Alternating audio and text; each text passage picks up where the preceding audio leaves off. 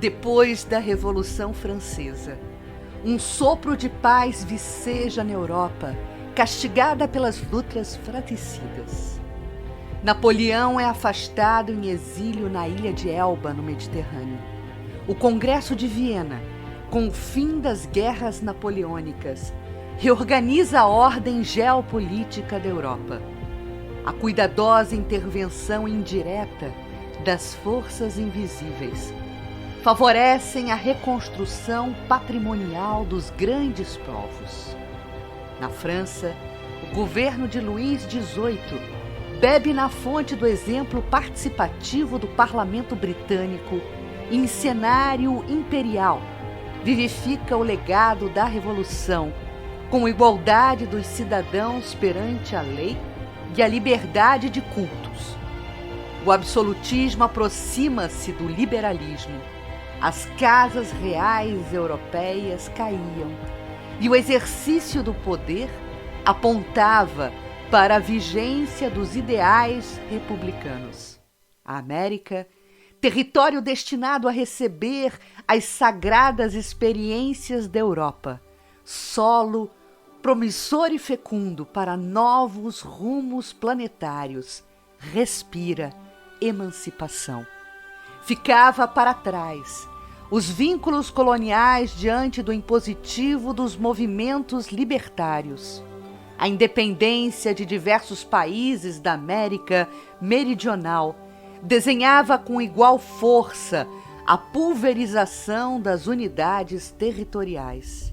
No Brasil, os esforços de emancipação em 1822 pelo intrépido imperador Pedro I e por bastidores de luz, protagonizados pelo conselheiro José Bonifácio e a imperatriz Leopoldina, escreveram a história da independência da pátria do Cruzeiro de forma diferenciada.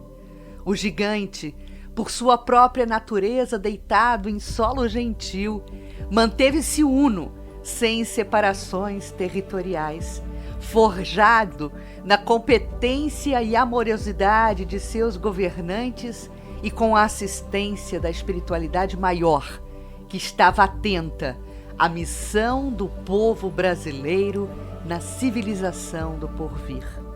A árvore do Evangelho, transplantada da Palestina para o Brasil, com insumos de claridades e bases doutrinárias forjadas na Paris do século XIX.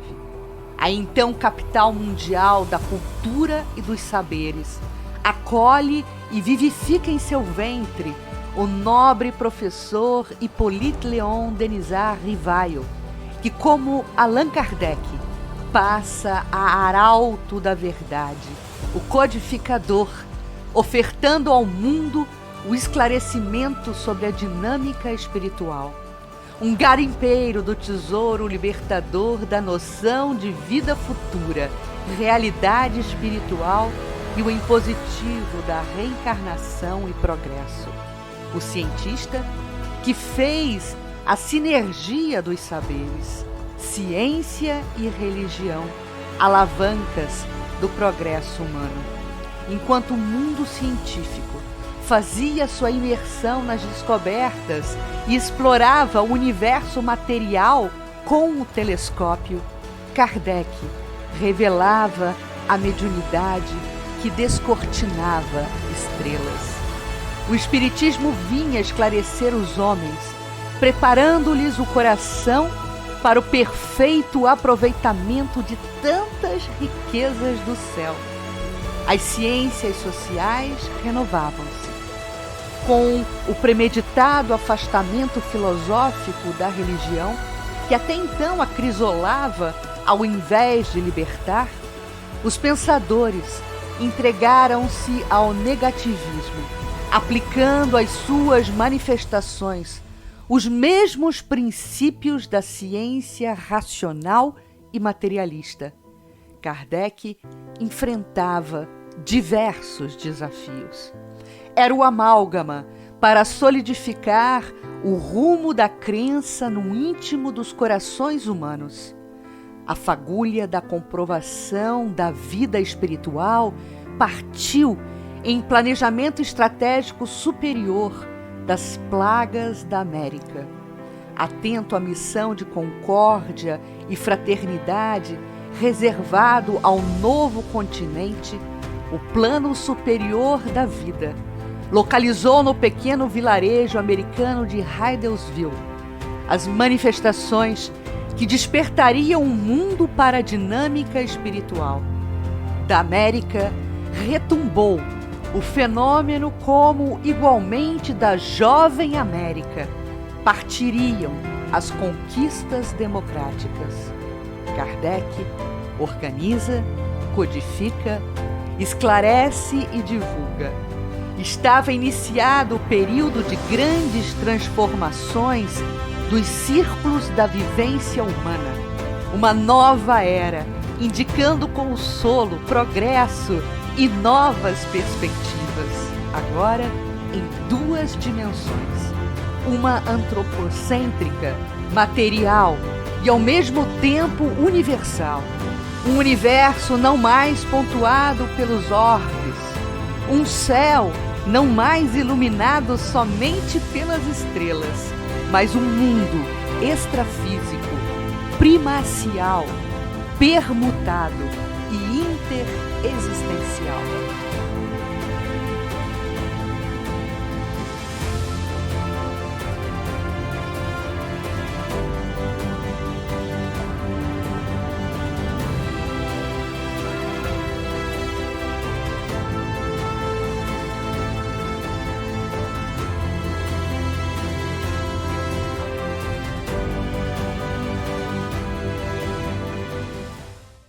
Quanta emoção, meus queridos, que material maravilhoso que esse grupo, Jorge Elahá, Chris Drux, tantos outros que preparam pra gente, tanta coisa boa.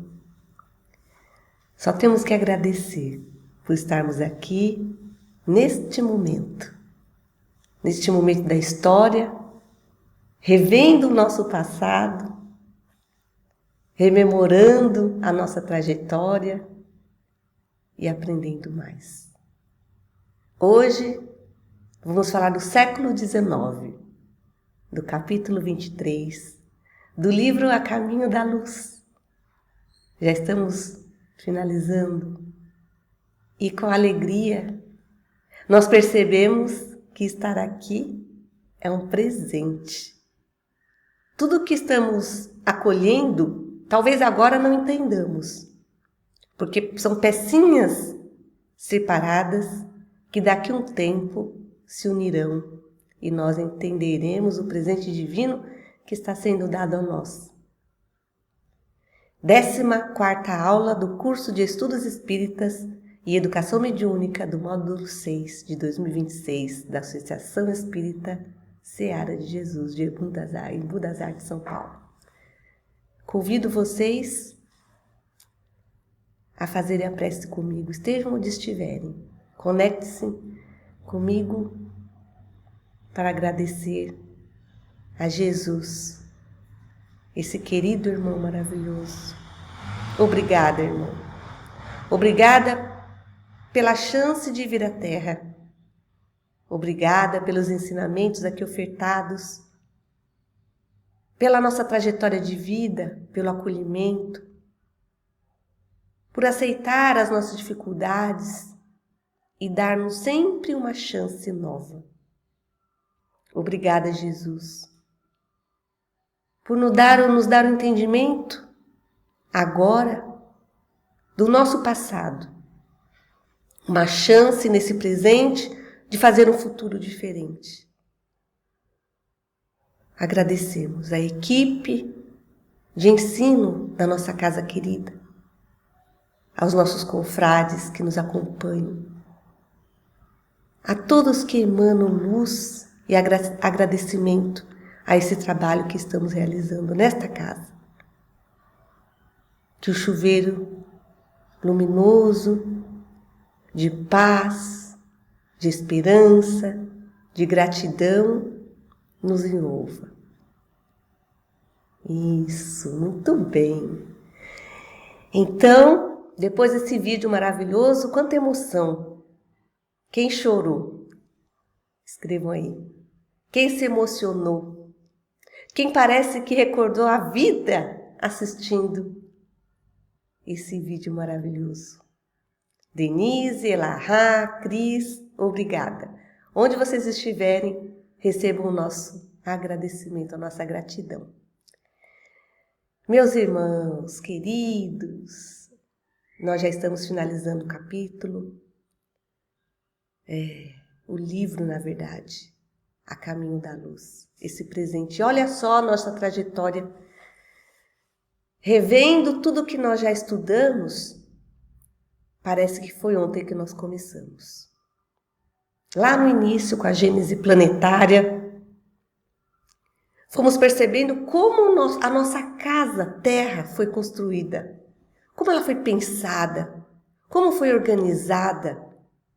Depois, os nossos irmãos que vieram aqui para a Terra, lá de Capela, numa oportunidade divina que Jesus lhes deu.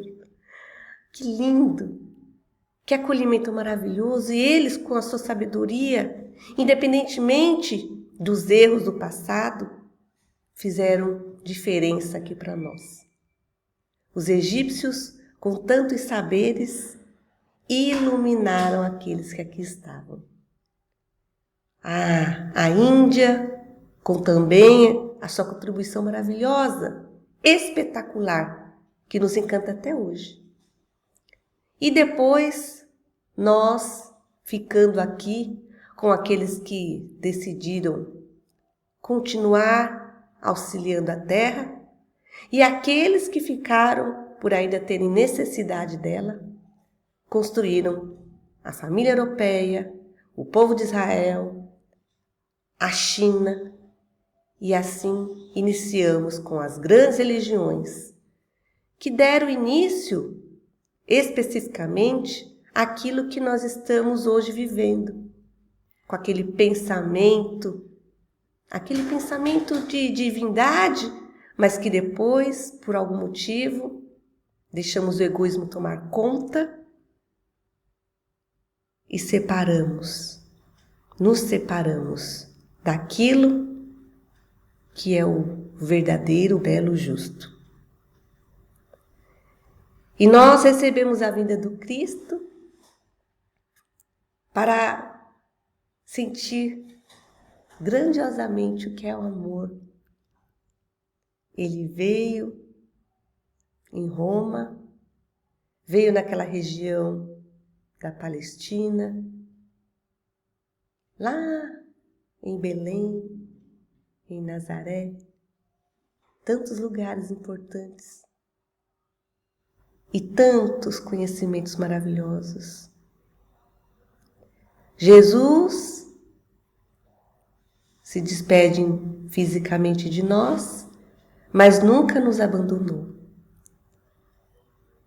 E ele falou: eu nunca estarei distante de vocês, vocês nunca estarão sozinhos.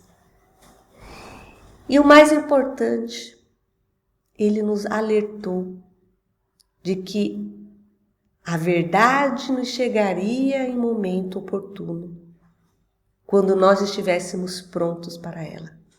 Mas antes dela chegar, tivemos muitas dificuldades, muitas provas.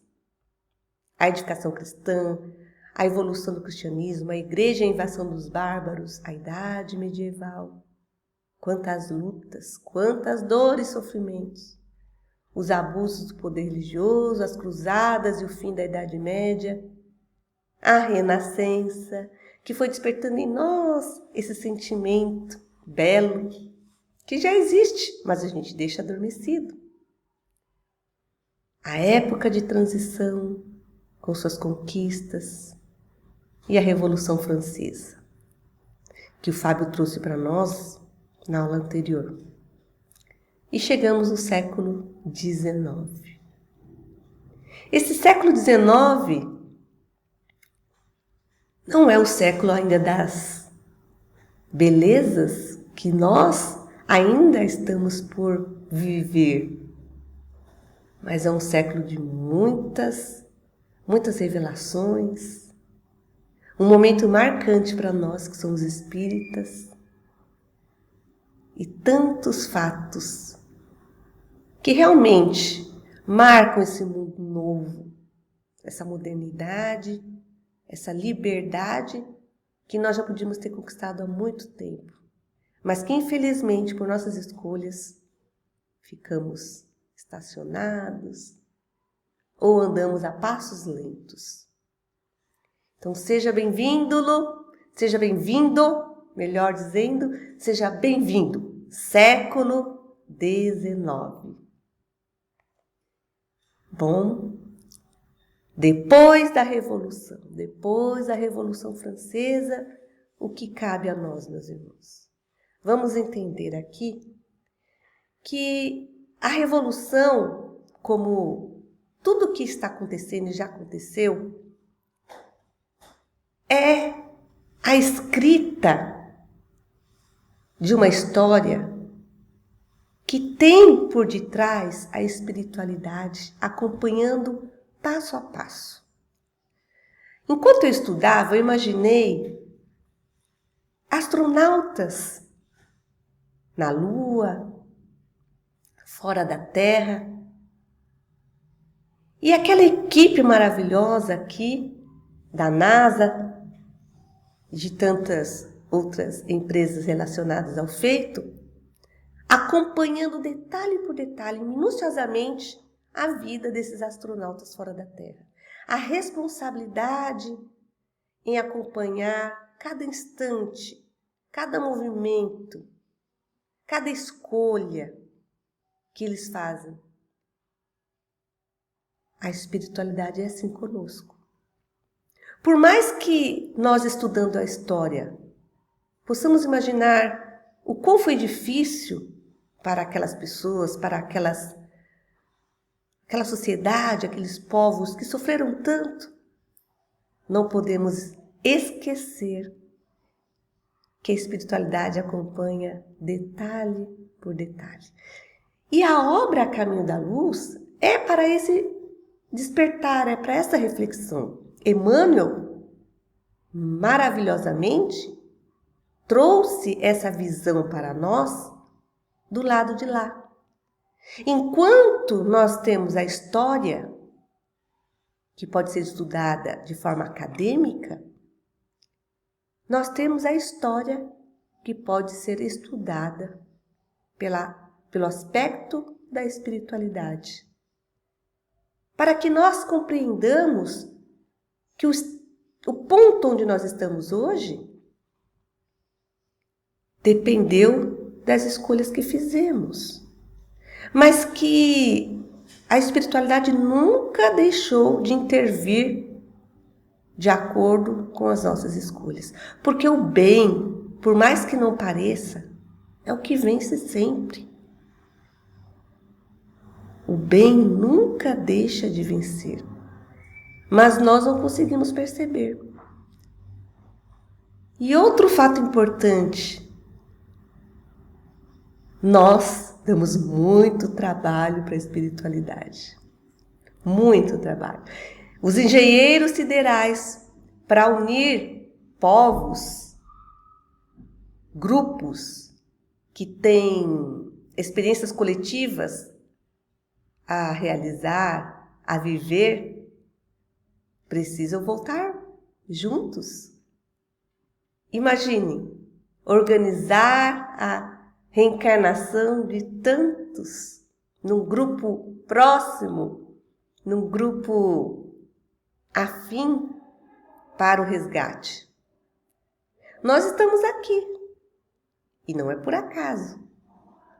Nós temos algo a aprender juntos e que possamos fazer uma história bonita, aparar as arestas e começar uma nova história com o final feliz, mais feliz. Então, depois da Revolução, a França não ficou com a sua vida tranquila, já com o entendimento da importância da igualdade, da fraternidade. Foi muito difícil para eles. O século XIX começa com um resgate muito grande.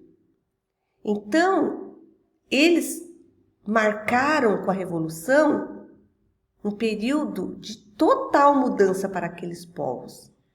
Mas o sofrimento ainda abarcava aqueles corações. Porque a Revolução trouxe muita dor, trouxe muita tristeza.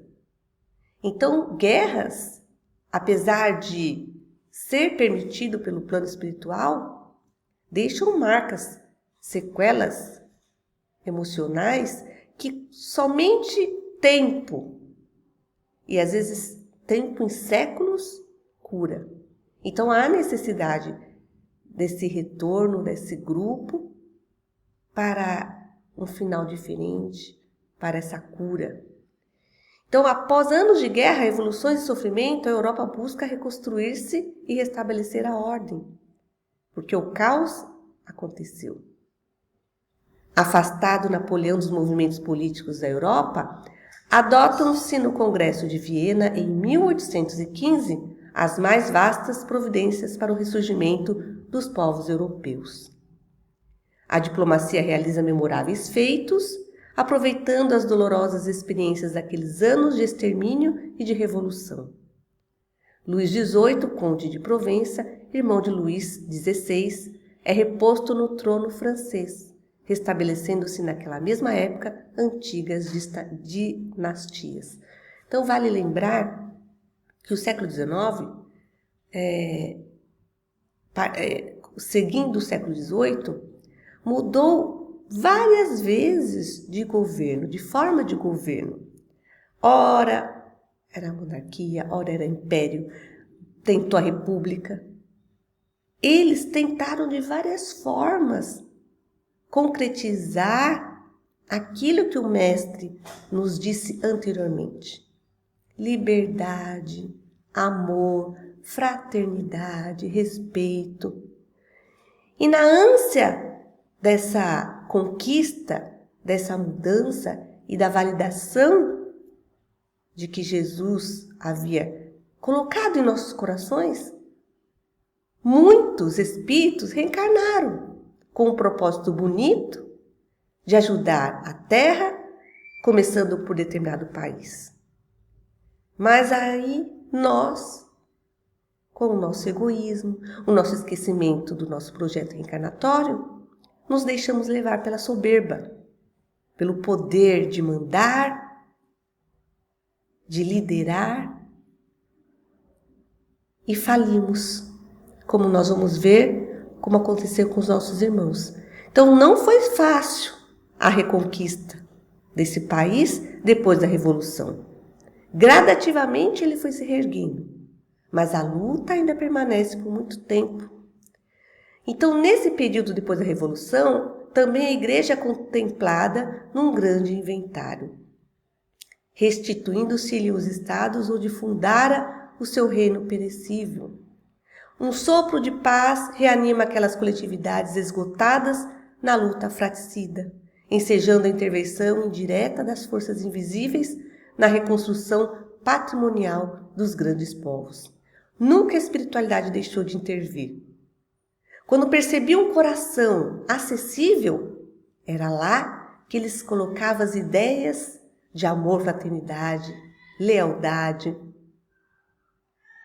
Alguns a acolhiam, depois a abandonavam. E assim, sucessivamente, foram construindo a história que nós temos nos livros. E hoje Emmanuel vem mostrar para a gente o que acontecia nos bastidores do plano espiritual, diante dos fatos que vivenciamos. Então, muitas reformas, porém, se haviam verificado após os movimentos sanguinolentos iniciados em 89. Mormente na França, semelhantes inovações foram mais vastas e numerosas. Além de se beneficiar o governo de Luís XVIII com as imitações do sistema inglês, vários princípios liberais da Revolução foram adotados, tais como a igualdade dos cidadãos perante a lei, a liberdade de cultos, restabelecendo-se a par de todas as conquistas políticas e sociais, um regime de responsabilidade individual no mecanismo de todos os departamentos do Estado. A própria Igreja, habituada a todas as arbitrariedades na sua feição dogmática, reconheceu a limitação dos seus poderes junto das massas, resignando-se com a nova situação. Então, a Igreja, que era detentora do mando, viu depois dessa revolução que ela não tinha mais braços largos para tudo. E, num determinado período de tempo, ela foi se colocando no seu lugar, resignando-se e limitando-se à sua tarefa, que era abarcar corações, acalentar almas e deixar a política para quem dela se devia servir. E hoje? Continuamos assim? Coloca aí no chat o que vocês pensam disso.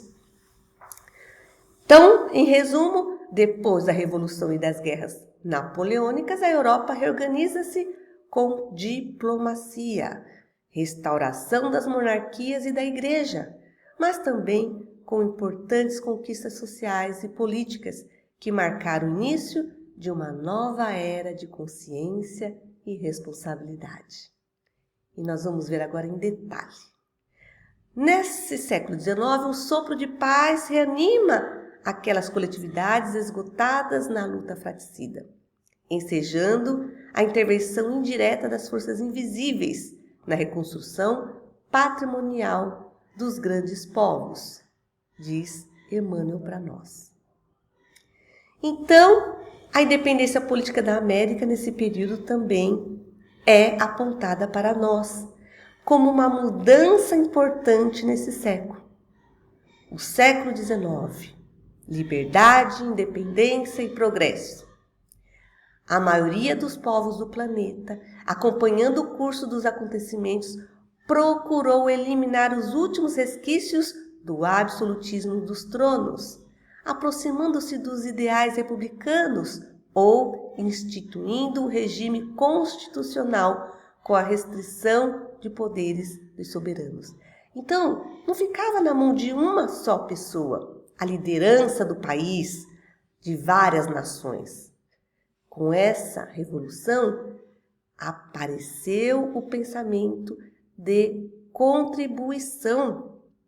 Sim, um líder só não é capaz de entender vários corações, vários povos, várias culturas. É necessário ouvir o povo e ter esse povo representado por aqueles em quem eles confiam, pois deveria ser assim. E esse pensamento, abarcando esses corações, deu-se início nesse século XIX. E lá na América, aqui na América, na verdade, a América, destinada a receber as sagradas experiências da Europa, porque tudo é para aprender, para a civilização do futuro, busca aplicar os grandes princípios dos filósofos franceses à sua vida política, caminhando para a mais perfeita emancipação. Seguindo o exemplo das colônias inglesas, os 4 vice-reinados da Espanha procuraram lutar pela sua independência. Inspirados nessa revolução, todo mundo quis mudar. Peraí, vamos fazer diferente? Vamos cuidar do nosso espaço? Vamos falar uma língua que o povo seja representado? Ele possa ter voz? Possa escolher o seu representante? Então, essa inspiração ajudou a América a se tornar independente politicamente. A gente sabe, pela história, que não foi só esse acontecimento de retórica. Demorou muito tempo para essa conquista realmente acontecer. Mas o pensamento, a vontade, foi dando início e logo em seguida, com o tempo, isso se concretizou. No México, os patriotas não toleraram outra soberania além da própria. Os mexicanos foram ali firmes e prontamente decidiram criar esse governo partindo da sua vontade, do seu pensamento e da sua representação, não aceitando alguém de fora, dando palpite no seu terreno, no seu espaço, na sua casa. E no Sul, com a ação de Bolívar, com as deliberações do Congresso de Tucumã, em 1816, proclamava-se a liberdade política das províncias da América Meridional, lá do México. Simón Bolívar foi um revolucionário venezuelano que pertencia a uma família da aristocracia crioula. Jurou defender a independência da América do Sul quando esteve na Itália e decidiu sua vinda à luta contra os espanhóis. Auxiliou nos processos de independência da Venezuela, Colômbia, Peru e Bolívia. Tentou combater a pobreza da população sul-americana e idealizou a união das nações da América do Sul na Gran Colômbia. Viu o seu projeto unificador fracassar e morreu vítima de tuberculose e pobre, porque usou toda a sua fortuna na luta pela independência. Uma pessoa importante aqui para a América do Sul especificamente, que deixou seu marco, mas não conseguiu ver em vida o resultado disso. Mas ele deixou a semente, ele jogou a semente. E no futuro próximo, cada país conseguiu a sua liberdade. E o Brasil em 1822, erguia igualmente o seu brado de emancipação com Dom Pedro I, sendo digno de notar-se o esforço do plano invisível na manutenção da sua integridade territorial, quando toda a zona sul do continente se fracionava em pequenas repúblicas, atento à missão do povo brasileiro na civilização do porvir. Então, aqui na América do Sul, o Brasil foi o único que não se separou, que não se dividiu. Dom Pedro I conseguiu, junto das falanges espirituais do bem, deixar o Brasil íntegro, sem separações, sem divisões, porque os demais foram se dividindo, a gente sabe, os nossos amigos, os nossos parceiros, os nossos países vizinhos que fazem limite com o Brasil ou não, que compõem a América do Sul, se fracionaram. É óbvio que cada um com a sua cultura, a sua hoje importância para que a América mudou a história. Mas o intento talvez fosse ficarem unidos, mas o Brasil conseguiu. Então, estamos aqui por conta deles. Princípios que inspiraram a independência: soberania dos povos, liberdade, igualdade, direitos do cidadão e governo representativo. Era isso que o povo queria. E Emmanuel nos diz: a América, campo vasto de trabalho e renovação, torna-se laboratório sublime das experiências políticas, onde se semeiam as ideias de liberdade e fraternidade para a construção de um mundo melhor. E neste século, vem ele, Allan Kardec e os seus colaboradores. Ah, gente, que delícia! O nosso tempo é restrito, mas seria maravilhoso retomar a vida deste irmão incrível, Allan Kardec. Nós, espíritas que conhecemos a sua trajetória, bem sabemos que não foi fácil para ele. Apesar dele, no momento em que os fatos acontecem nesse período, vamos entender que ele já era um homem popular na França. Ele tinha livros didáticos que circulavam por todo o país, eram adotados pelo governo como instrumento de alfabetização, de iluminação das crianças, dos jovens, ele era muito dedicado, respeitado, honrado, mesmo passando por muitas dificuldades até financeiras, porque a França, apesar de ter todo esse movimento que inspirou o mundo, ainda sofria perseguições políticas. Então, Kardec, nesse período que ele está escrevendo o Livro dos Espíritos, ele não vai citar nenhum momento da história por ser bloqueado, limitado quanto a isso. Mas a gente sabe que a espiritualidade nunca o abandonou. Deixou Allan Kardec com irmãos maravilhosos ao lado, inspirando constantemente para trazer tudo aquilo que Jesus disse que iria chegar até nós através dessa obra maravilhosa. Mas a gente sabe que se ele falisse, outro estaria no lugar dele. Apesar de ter esses missionários, esses irmãos preparadíssimos, nunca se preparam um só. Mas a nossa honra, o nosso agradecimento por ele não ter abandonado o barco. Ele conseguiu trazer o que era necessário. E nós estamos aqui, nesta aula, neste encontro, graças a ele, não é? Então, o século XIX desenrolava uma torrente de claridades na face do mundo, encaminhando todos os países para as reformas úteis e preciosas. As lições sagradas do Espiritismo iam ser ouvidas pela humanidade sofredora.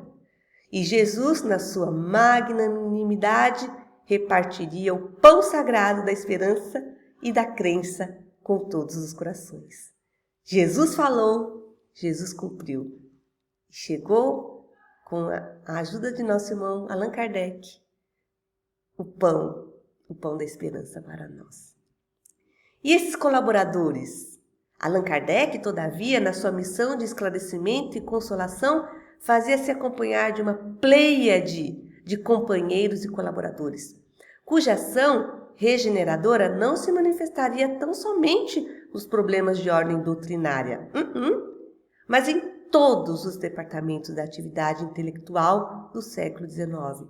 Eram cientistas, eram filósofos que se uniram a Kardec para trazer essa esperança ao mundo. Então, eles apoiaram Kardec. Eles traziam a sua contribuição científica, dando força, ênfase, comprovação científica a tudo que Kardec organizava com os médiuns que participaram desse lindo trabalho. Salve de palmas aí no chat para Allan Kardec, vamos lá? A ciência, nessa época, desfere os voos soberanos que a conduziram às culminâncias do século XX. Então, antecedeu, o século XIX antecedeu tanta coisa maravilhosa que o século XX trouxe para nós. Que bênção! A imprensa e a difusão do conhecimento. O progresso da arte tipográfica consegue interessar todos os núcleos de trabalho humano, fundando-se bibliotecas, circulantes, revistas e jornais numerosos. Gente, todo mundo tinha acesso. Olha que bênção! Não eram só os nobres, agora com a imprensa se divulgava o que se queria, inspirando pessoas a estudar, a ler. Escreva aí no chat. Vocês sabem quais foram as invenções que o século XIX trouxe para a gente? Coloca aí, pesquisa aí, coloca aí. E as comunicações, a facilidade de comunicações com o telégrafo e as vias férreas estabelece o intercâmbio direto dos povos.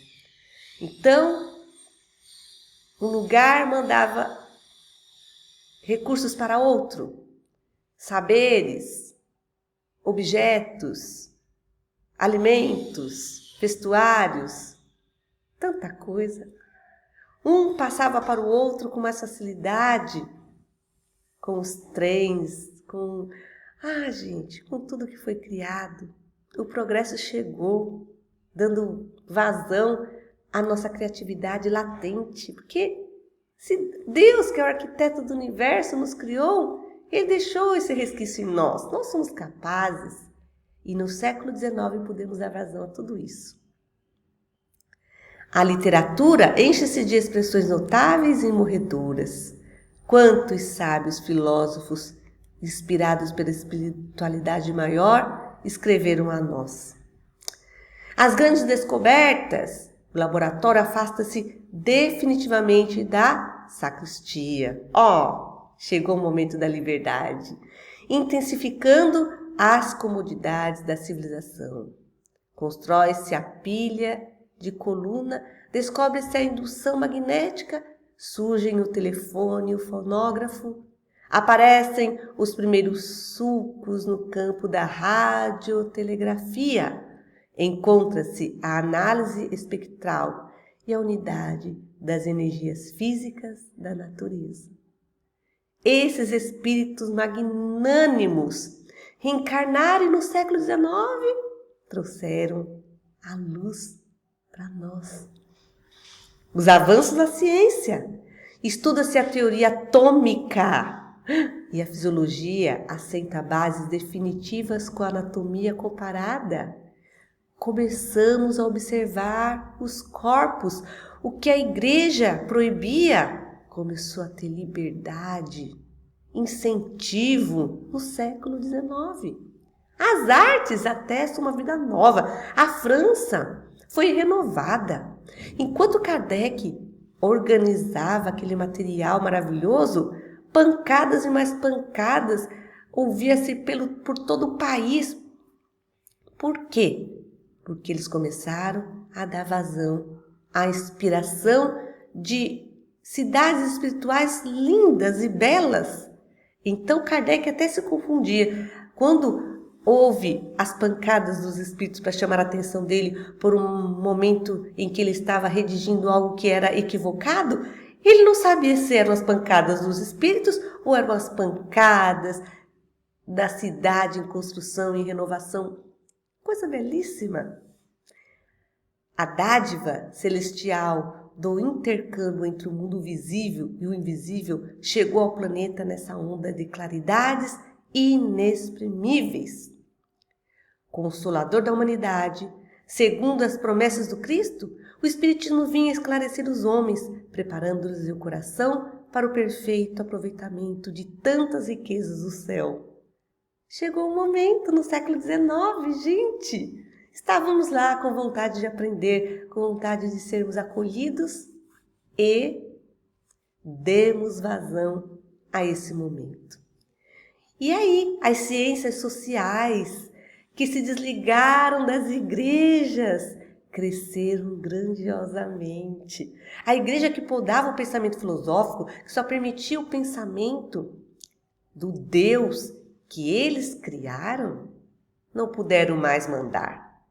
E esses filósofos, se unindo à ciência, inspiraram os homens a buscar as respostas através da razão, da ciência. E hoje nós estamos aqui com o Espiritismo. O campo da filosofia não escapou a essa torrente renovadora. Aliando-se às ciências físicas, não toleraram as ciências da alma o ascendente dos dogmas absurdos da igreja. A igreja proibia o pensamento racional, limitava. Mas no século XIX tudo mudou. Passou a ter razão. Vamos pensar com razão? Vamos. E esses irmãos, Schopenhauer, Spencer, Comte e vários outros, deram vazão à inspiração dos espíritos iluminados, espíritos invisíveis a nós, mas que acompanhavam ali, de pertinho, tudo que escreviam, tudo que colocavam para nós mudarmos a nossa forma de vida. As confissões cristãs, atormentadas e divididas, viviam nos seus templos um combate de morte. Longe de exemplificarem aquela fraternidade do Divino Mestre, entregavam-se a todos os excessos do espírito de seita. Então, tudo mudou. O que ficava escondido começou a aparecer. Aquilo que ficava só nos bastidores da igreja, nos sótãos, veio à luz. E nós não aceitamos mais. Não aceitamos mais. Começamos a questionar. E é por isso que estamos aqui. A filosofia recolheu-se, então, no seu negativismo transcendente. Ou seja, o Deus que a religião colocou não era o Deus que a filosofia nova buscava. Então ela se negou, se recusou a continuar nesse pensamento. E passou a aplicar às suas manifestações os mesmos princípios da ciência racional e materialista. Bom, em alguns momentos, o materialismo até ficou mais forte por conta disso. Porque o Deus que a religião pregava era um Deus que punia, castigava, dava poderes a um homem apenas. E os demais? E a vida? E o pensamento particular? E o Deus que me ama? Então, esses filósofos, unindo-se à racionalidade, à ciência, fizeram com que muitos adeptos da religião se dessem as costas à igreja. E muitos deles, até hoje, não gostam do nosso Jesus por conta disso, não é verdade? Do erro da igreja antiga. Schopenhauer é uma demonstração eloquente do seu pessimismo e as teorias de Spencer e de Comte esclarecem as nossas assertivas, não obstante a sinceridade com que foram lançadas no vasto campo das ideias. Sim, eles criticavam totalmente a igreja. Colocavam luz da razão na vida dos seres humanos. E daí nós começamos a pensar, a mudar. A igreja romana era culpada de semelhantes desvios, dominando a ferro e fogo, com chegada aos princípios do mundo, não tratara de fundar um império espiritual dos corações à sua sombra acolhedora. Ao invés de acolher, ela afastava, ela condenava. Longe da exemplificação do Nazareno, amontoara todos os tesouros inúteis, intensificando as necessidades das massas sofredoras. Quanto mais tesouro a igreja guardava, mais pobres ficavam as pessoas. Mais sofredoras eram elas. Extorquia antes de dar, conservando a ignorância em vez de espalhar a luz do conhecimento, deixando os livros sagrados somente para os homens santos. Não é verdade? Quem sabe nós estávamos lá. Mas hoje nós vamos fazer a história diferente. A verdade filosófica, separada do fanatismo e da opressão, abre caminho para a justiça, a liberdade e o progresso espiritual da humanidade. Século XIX, viva! Que delícia, gente! Olha, temos muita história ainda para viver. E eu fiquei pensando, quando escreverem o próximo a caminho da luz, o que será que nós vamos escrever, não é verdade? Quanta coisa boa! O que vocês acham que nós podemos escrever no próximo a caminho da luz, hein? Coloquem aí no chat. O que vocês acham que vai estar escrito? E quem será que vai escrever? Emmanuel está reencarnado. Só que ele vai ter que desencarnar para dar continuidade? O que vocês acham? Coloquem aí. Bom, olha o que nosso irmão escreveu, Arthur Schopenhauer. Aquilo que somos contribui muito mais para a felicidade do que aquilo que temos ou representamos. Ah, gente, foi um tapa na cara da igreja, não foi? Desculpa, meus amigos, mas foi. Foi. Ele abriu o jogo. É isso mesmo. Bom, e qual era a tarefa do nosso irmão? Que tarefa ele tinha?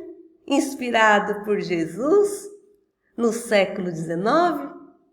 A tarefa do missionário Allan Kardec era difícil e complexa. Competia-lhe reorganizar o edifício desmoronado da crença, reconduzindo a civilização às suas profundas bases religiosas, porque a filosofia, com o pensamento racional, foi criando materialistas. Então ele precisava vir e mudar essa história, e ele veio.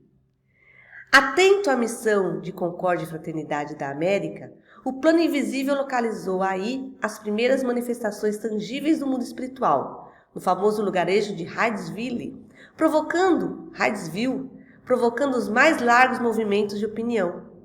A fagulha partira das plagas americanas, como partira igualmente delas a consolidação das conquistas democráticas. Então, a França estava com esse pensamento materialista. Então a América estava com um pontinho de luz, o coração doce, mandaram os primeiros fenômenos para lá.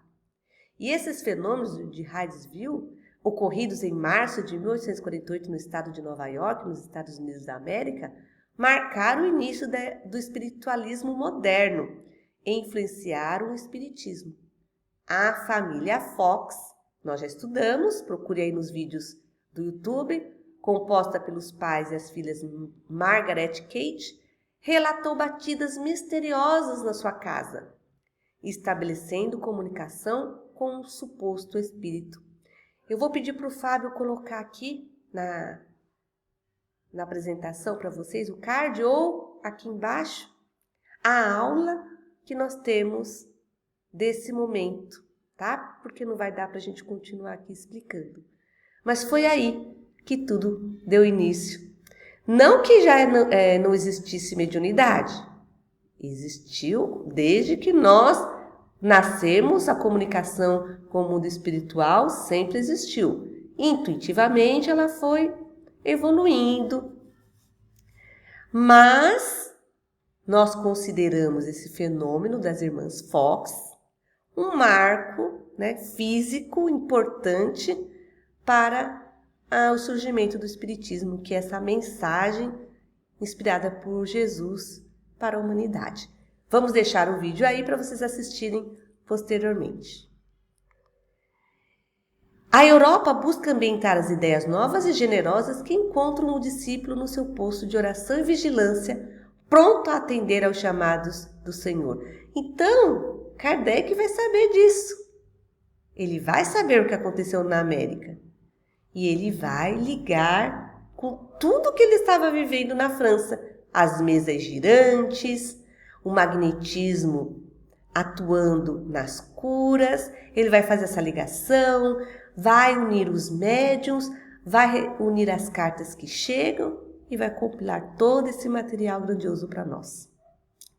Numerosos cooperadores diretos da sua tarefa auxiliam-lhe o esforço sagrado, desdobrando-lhe as sínteses em gloriosos complementos.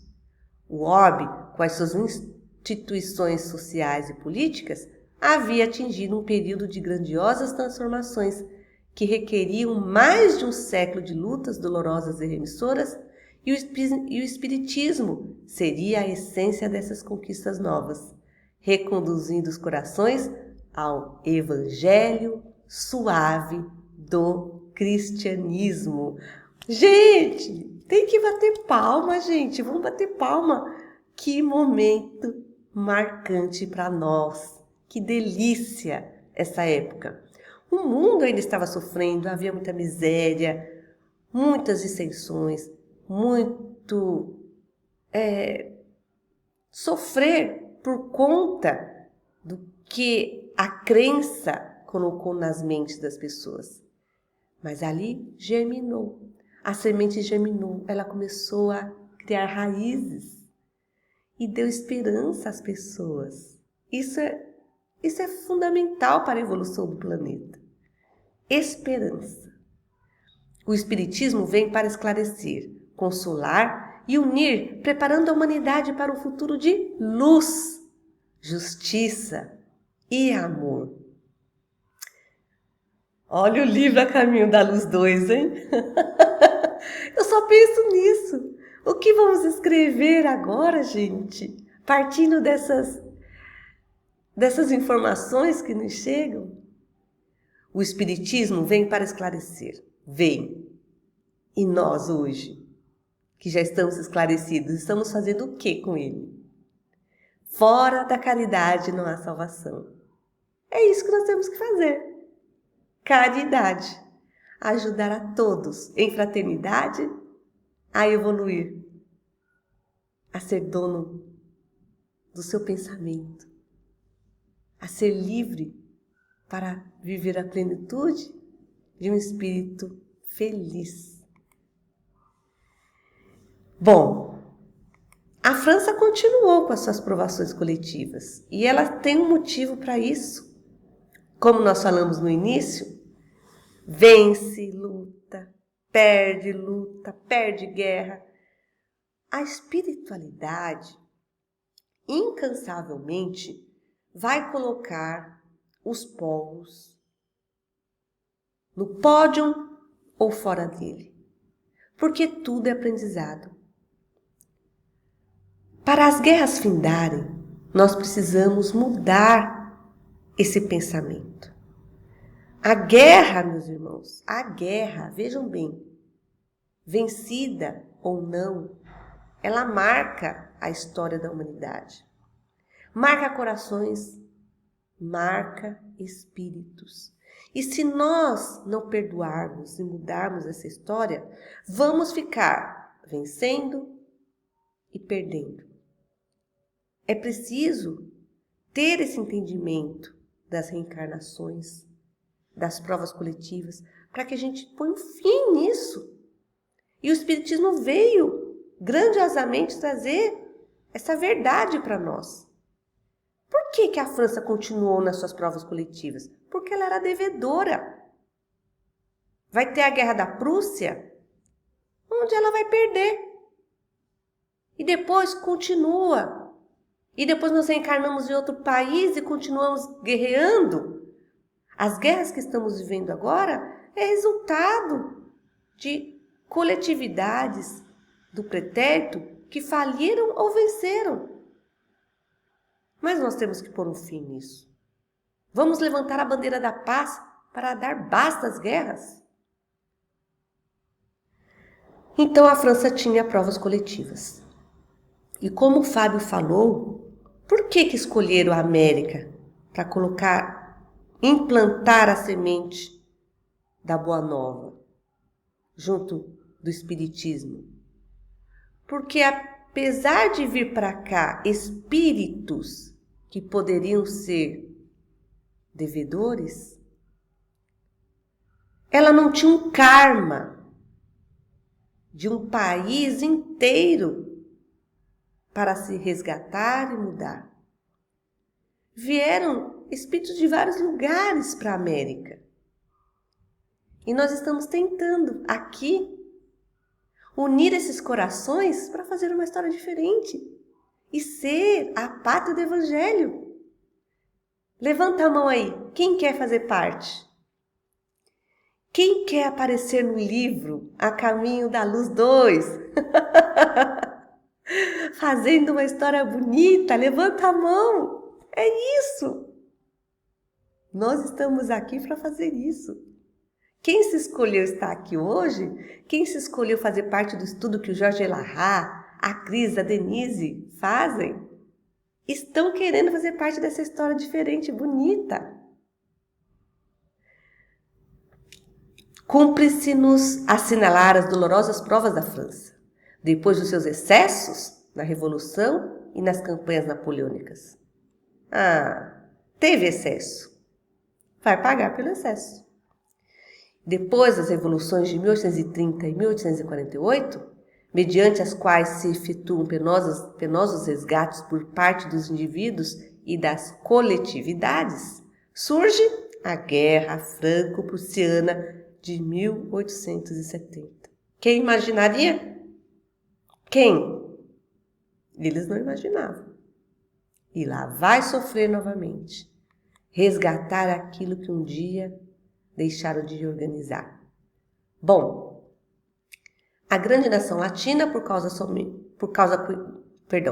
a grande nação latina, por causas somente conhecidas no plano espiritual, é esmagada e vencida pela orgulhosa Alemanha de Bismarck, que por sua vez, embriagada e cega no triunfo, ia fazer jus às dores amargas de 1914 e 1918. Ou seja, uma hora um ganha, outra hora tu perde. Gente, é assim, né, que funciona. E é castigo? Coloquei aí no chat. É castigo? Não. É renovação, é depuração, é evolução. Paris, que assistira com certa indiferença às dores dos condenados do terror, desculpem, comparecendo aos espetáculos tenebrosos do cadafalso e aplaudindo os opressores, sofre miséria e fome em 1870, antes de cair em poder dos impiedosos inimigos, em 28 de janeiro de 1871. Ah, que tragédia! Ai, meu Deus do céu! Fome! Fome! A França passou fome. Então, com o fim da era napoleônica, na década de 1820, o continente europeu passou a viver uma onda de revolta populares, com forte teor nacionalista. Já estavam cansados, né? Então os povos se reuniam. O ano de 1848 foi emblemático dentro dessa esteira de acontecimentos. Nas décadas que se seguiram, tiveram início os processos de formação dos estados nacionalistas, processo que se envolveu a modernização de várias regiões da Europa, bem com uma série de guerras. Foi nesse contexto que apareceu a figura de grandes estadistas, como Otto von Bismarck, um dos principais personagens da unificação alemã. Esses irmãos que vieram inspirados a ajudar, eles eram amparados pela espiritualidade superior.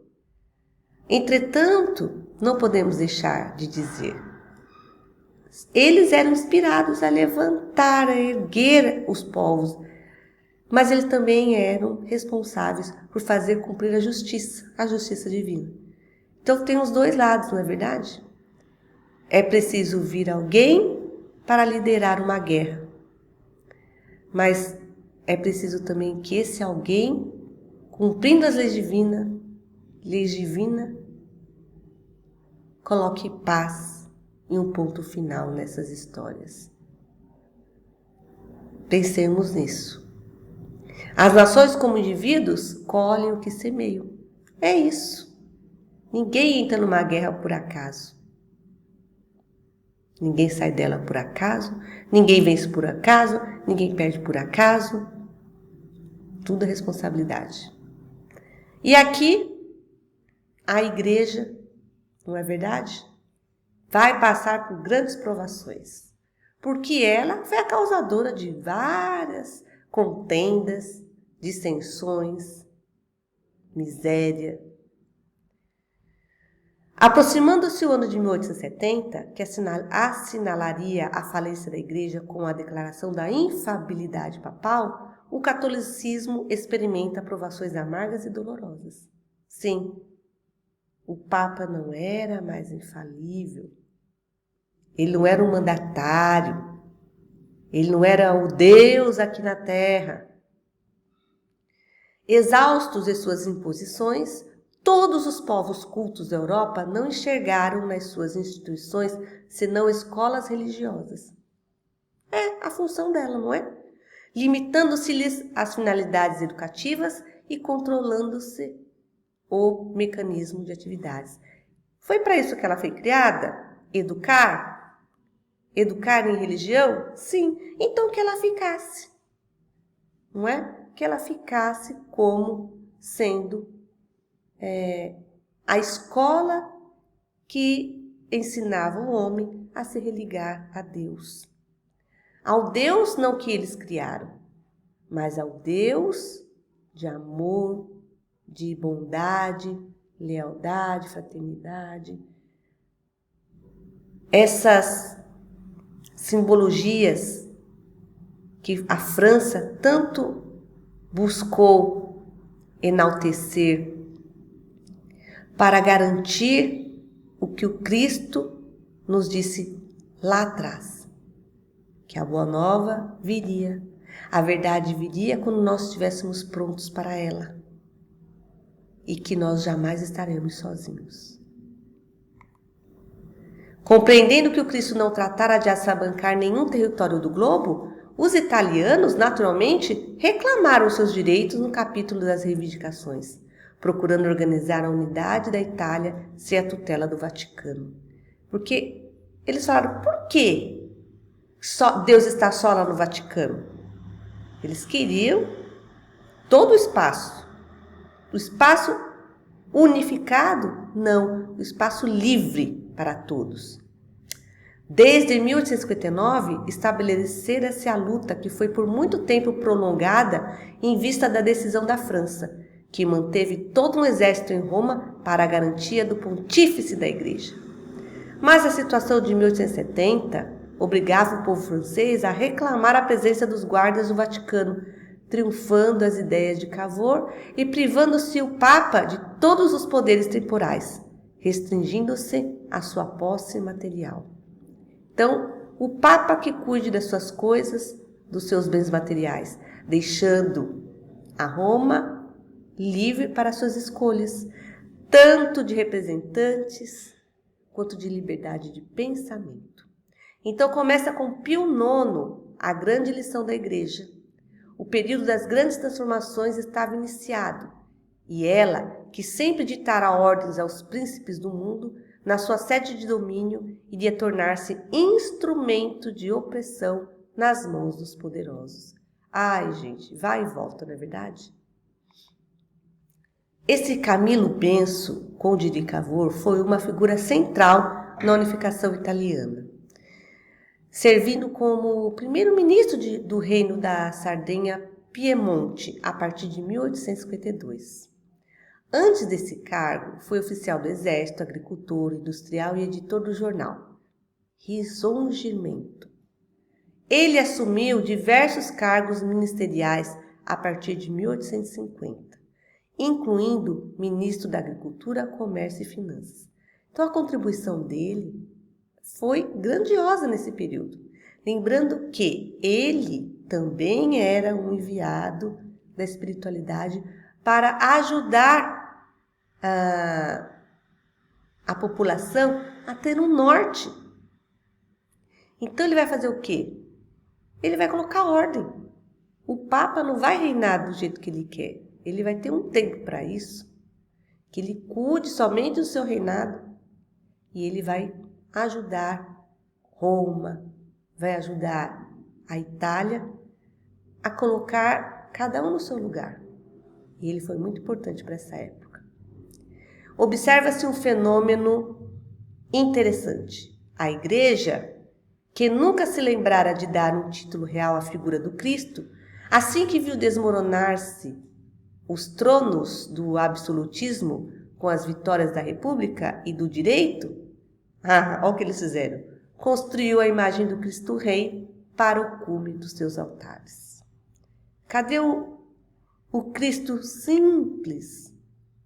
O Cristo de pezinho no chão? Cadê? Cadê esse Cristo? Colocaram uma coroa, sentado num trono de ouro. Não. O Espiritismo vai tirar Jesus desse trono. Não é verdade? É preciso. É preciso. Mas ele foi criado porque eles sentiam essa necessidade de luxo, opulência, mandar, mandar e mandar. As leis humanas mudam com o tempo, a lei divina é eterna. Amai-vos uns aos outros como eu vos amei. Então, meus queridos irmãos, o século XIX ficou marcado com todas essas conquistas, com todos esses feitos. O Espiritismo veio teve o seu início na América do Norte, foi organizado na França e trazido para a América do Sul e criado raízes aqui no Brasil. Nós precisamos continuar alimentando essa esperança, adubando essa terra e deixando essa árvore do Evangelho crescer linda e frondosa, para ser a árvore do mundo. E depois pegarmos as sementes dos frutos que ela der e jogar no planeta Terra inteirinho. Meus irmãos, obrigada por vocês estarem aqui e estarem acolhendo essas sementes para vossas vidas. Nosso tempo é curto. Desejaria falar mais, mas estou aqui olhando no relógio. Então eu vou deixar para a nossa reflexão. Lá no Google Classroom, se você tivesse vivido no século XIX, diante de tantas transformações científicas, sociais e espirituais, como acredita que reagiria ao surgimento do Espiritismo e às novas ideias sobre a vida espiritual? Como seria a nossa reação ao surgimento do Espiritismo se nós estivéssemos lá nessa época de renovação, de iluminação? Escrevam no nosso chat, ou escrevam aí, escrevam na sala de aula. E conhecendo a verdade vos libertará. Então, eu agradeço por este momento, por este estudo, e lembrando que quando a humanidade avança na ciência e no poder, torna-se ainda mais necessário que avance também no amor, na responsabilidade e na luz do Espírito. Que isso fique gravado em nosso coração. Muita paz, muita luz, muita esperança.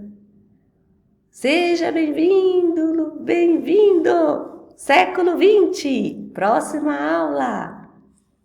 Beijo a todos. Obrigada.